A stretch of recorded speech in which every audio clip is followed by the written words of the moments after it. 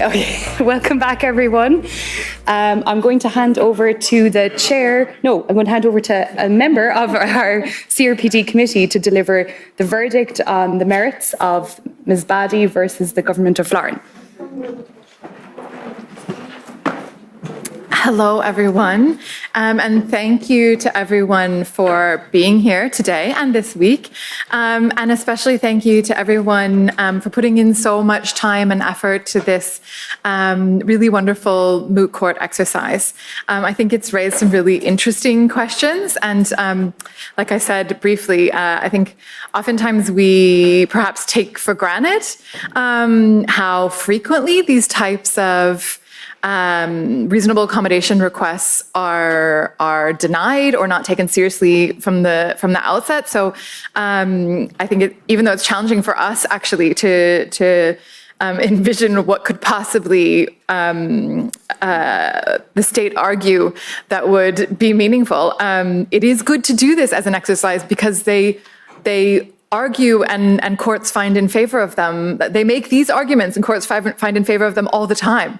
So it's a good exercise to be done, which is one of the things we chatted about. I have to deliver the news that we have found in favor of the complainant.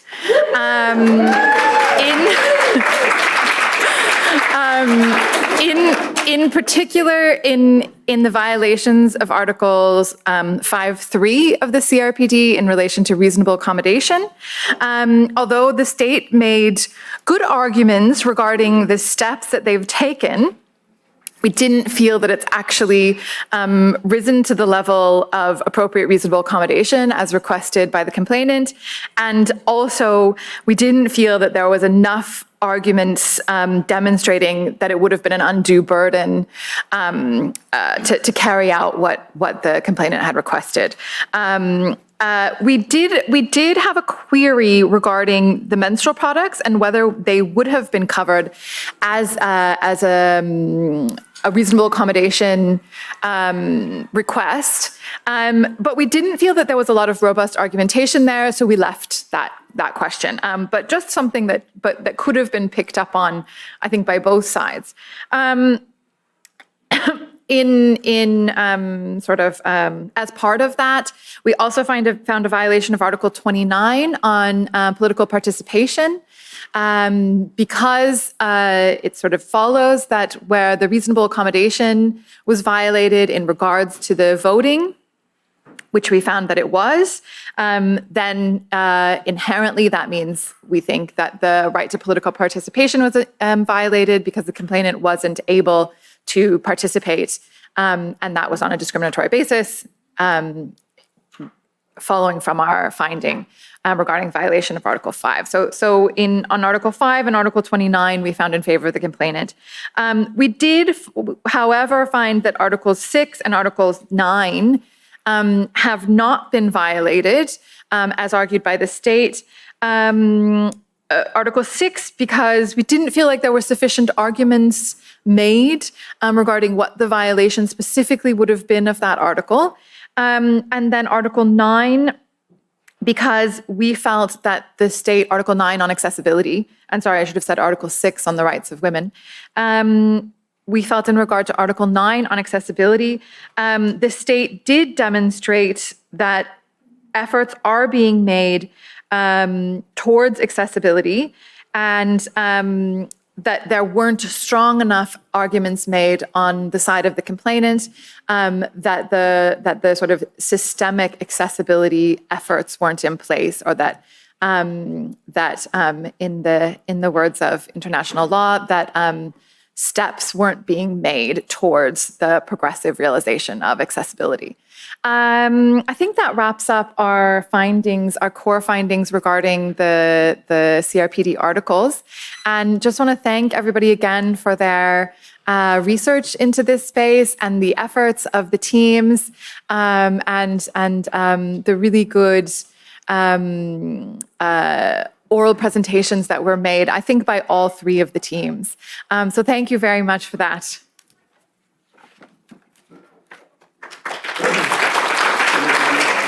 I'm going to call on Donncha now to make some comments with regard to mooting and other issues that he might take his fancy. Thanks, Susie. And these are really brief comments and designed to encourage you for future moots and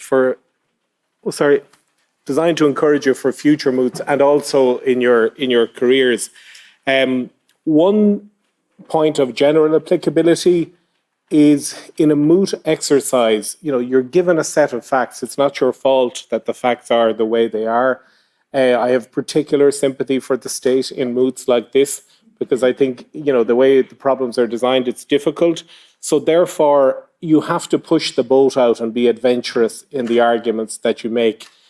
Don't be too responsible or too timid. Don't mess with the facts because you can't mess with the facts. And all of you, by the way, were very good on that. I thought that was really honourable. But you have to be adventurous with the arguments. So the point that Anna made about the menstrual products argument and the applicability of the UN CRPD, I think was particularly appropriate. In relation to rebuttal between teams, you need to be more aggressive. There's no point in scripting a rebuttal. It's very good if you can prophesy what the other side are going to say, but it's very difficult to do. So when you're on your feet in a moot, throw a bit of discretion to the wind and engage with the arguments of the other side. When you were prompted to do that by questions, you actually handled that quite well on your feet. And that is really difficult. I have to say, by way of apology to people that some of us ask questions of, it is really difficult when you are standing up in front of a crowd to be interrupted by someone who asks you a question that you have to contend with. But that's actually what would happen in a real moot competition and in a real courtroom. In relation to the amicus and the friend of the court, you need to be very mindful of your role. Your role isn't to cheerlead for the applicant or for the complainant. Your role is to augment the court's understanding or the committee's understanding of the law. And so I think the points that you made in relation to burden of proof and how the application of the disproportionate burden or whatever might happen was really good. But a couple of times there was a certain rowing in behind the complainant that you really should avoid in an amicus intervention. My final point, and this is why I think mooting is such a valuable thing. It's great to take the side of the side you wouldn't agree with. It's great to do the state's case if your natural inclination might be to be for the complainant or to be for the applicant. And the reason that I say that really matters, I was talking to a lawyer during the week and she told me that she was once asked, well, you're a lefty lawyer, do you over-identify with your clients or with your causes? And her reply was, well, you'd never ask that of a government lawyer, which I think is a really, really important point about being a lawyer, that it's really important that some of you become government lawyers actually, and not necessarily lawyers for applicants or lawyers for complainants, because maybe in the dim and distant future, we will have a more understanding type of lawyering by the state. The state might behave more like a model litigant. And in circumstances where the state might do that, it will be because people like yourselves, who are grounded in advocacy and grounded in human rights, have actually chosen to work for the state, not to trample on the rights of people who make applications against the state, but to better understand those applications. And I think that's something that as lawyers, if some of you go on to work as lawyers, you should keep in mind. It's not that you switch to the other side, it's that you play fairer for the other side so that the causes which matter so much to all of us are actually treated properly. So congratulations to everybody. It was a really superb event. Thank you. And just, I suppose, as chair of the panel, I'd like to thank both my colleagues, in particular, for their expertise, both in terms of the UNCRPD and also in terms of general mooting in the law. And to congratulate the teams, because I suppose, coming down here, I was expecting a lot more fabrication to the facts that we were presented, but you were told to stick to the facts and also the resources that you had. So you weren't doing too much Googling, in terms of different arguments and cases. And I had CEDA on one side of my brain and UNCRPD in the other, and going, what are we actually doing here? So I think the teams did really well on what we were actually here for, and talking about. Now, as we said, we found how we found because of the basis of the information that was presented to us. So thank you most sincerely to the teams for the work in the presentation. I hope it stands you good stead for the arguments, rows, campaigns and things that you have ahead of you, in your future, and the people that you work with. So we have some certificates and to award. Do you want to give them? And I'll go through I don't have the list in front of me, so where are we going to start first? Okay. So we'll start actually with Best Advocate, and the committee have decided to award that to Alana Murray.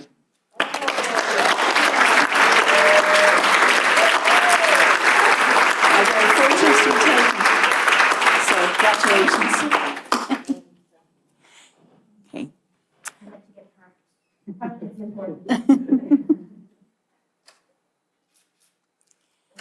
And in terms of Best Rebuttal, Deborah Peters.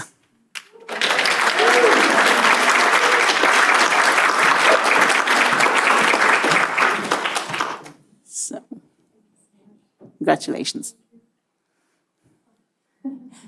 And Deborah, you just stay here so that you don't have to come for a second time. So the best team, Deborah Peters, Maggie Knisley, is it? Knisley, sorry. Okay. Eliona. And Hannah O'Sullivan.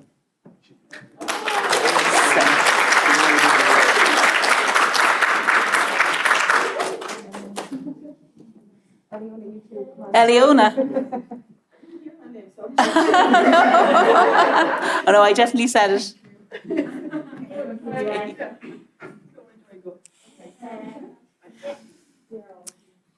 Do you want to pass the certificate? Right there.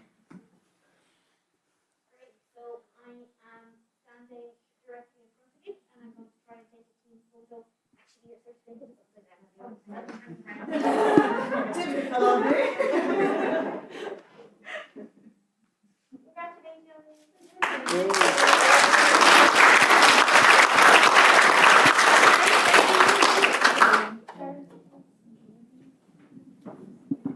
Okay, so that concludes our moot exercise, and then it just falls to me to thank our judges and all of our participants in the moot, and all of you for in the background participating in the moot exercise. I know especially for non-lawyers it can seem like quite an intimidating task, but I think everyone equipped themselves really ably, and including those who perhaps maybe had arguments that were more challenging for them to convincingly put across. So well done to everyone, and thank you very much to our esteemed judging panel for their work as well.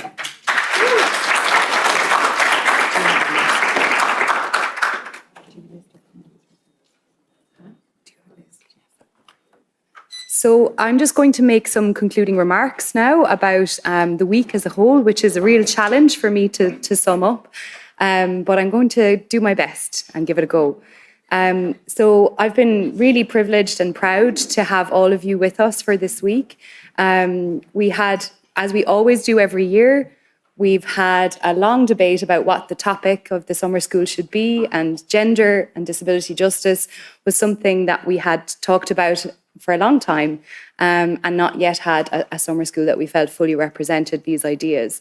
So it was an easy one for me because it's something that I'm deeply passionate about.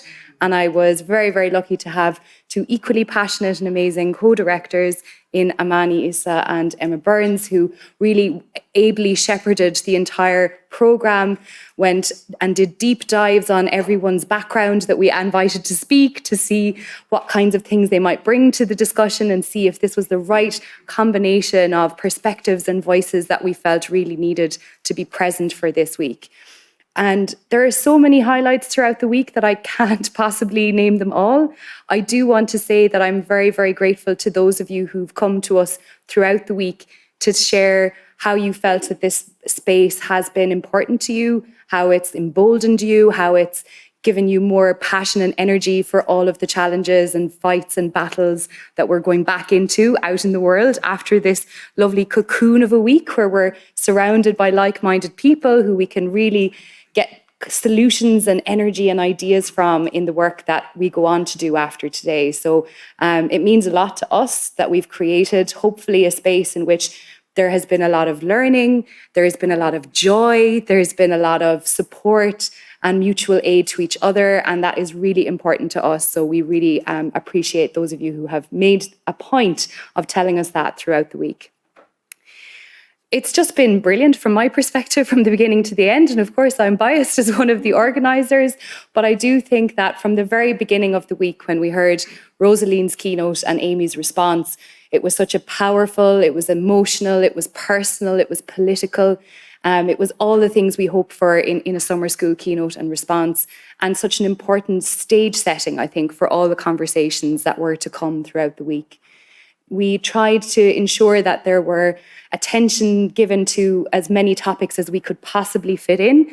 But we know that the days here can also be intense and exhausting for everyone participating, as well as for us organising. And of course, there were many topics that we didn't manage to fit in this week. And that does not mean that those issues are not important or that they don't deserve attention. And we always welcome your feedback on issues that you feel we could address in future summer schools as well. And indeed, your ideas about what you would like to see a future summer school on. We hope that you will go forth after this week and share the message that summer school is a welcoming space, is a space where people can get energy and ideas, is an accessible space. We've worked really hard to ensure accessibility for this week, and we can always improve, and we welcome your feedback on that as well. And I think it's been really heartening to see how we have come together to support collective access and collective liberation throughout the week, and that we practice what we preach in terms of maintaining access for everybody. I really have a lot of people to thank for putting this week together. And I hope I don't leave anybody out, and someone will shout and remind me if there's anybody that I have not remembered. Oh, and list is being passed to me now to assist me look at the supported decision-making in action throughout the week. So there is, as you can imagine, a huge team behind the scenes that make this week what it is and make it happen. And I want to thank all of them. So beginning with our incredible international sign language interpreters, Roman, Adam, and Catherine, thank you so much.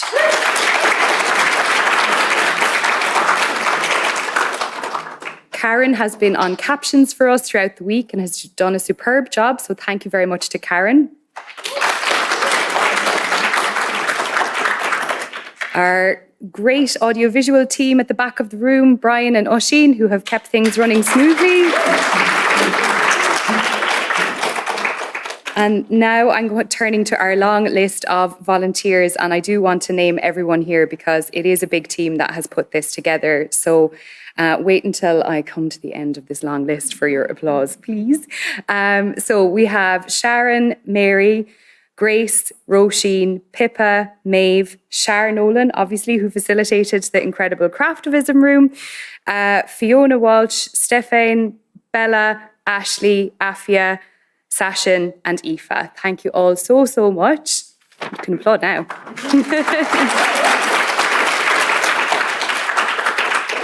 And someone else who's been an incredible support to myself and Emma and Amani as co-directors is, of course, the incredible human Cliona Dwalish, who is behind the scenes making everything happen alongside Joanna Ford, who we could not live without. So thank you both very, very much. So with that now, we're going to move into, oh wait, I still have to announce the poster competition winners. I almost forgot from earlier in this week. As those of you who were here on Tuesday, and indeed since may have noticed, because we left the posters on display as long as we could, we invited all participants at the summer school to submit posters, and our judges, Shelley Gaynor and Suzanne Von Hale, did an excellent job in speaking with all of the poster presenters and understanding more about their work. So we asked them to make a decision on 2 categories of poster winners. So we have a prize for the best non-academic poster or community or activist poster, and we have a prize for the best academic poster. So the prize for the best non-academic poster goes to Sita Sa for the poster Current Issues Faced by Women and Girls with Disabilities in Madhesh Province, Nepal. So congratulations, Sita. And the prize for the best academic poster goes to Eliona Jajach for the poster Gender-Based Violence. And Access to Justice, Lack of Reporting by Disabled Women in Iceland. So congratulations to you both. And I can have Susie present those posters to you as well, since you're already conveniently located over there. So I think Sita's not with us, but just to Eliona then. So if Eliona, you can make one more trip down the front.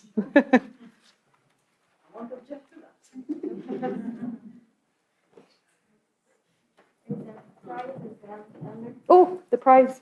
Mind you. The prize. Yes.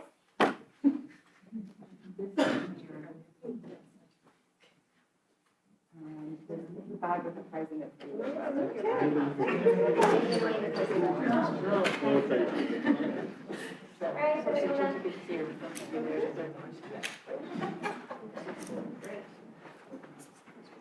Congratulations. Thank you so much. Excellent. Well done, Eliona.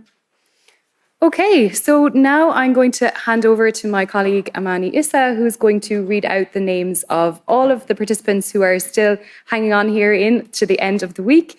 So we're going to award their certificates to all our participants now, and Amani is going to read out the names, and then Joe will pass a certificate to Susie to present, right? Yes, okay, excellent. Thank you.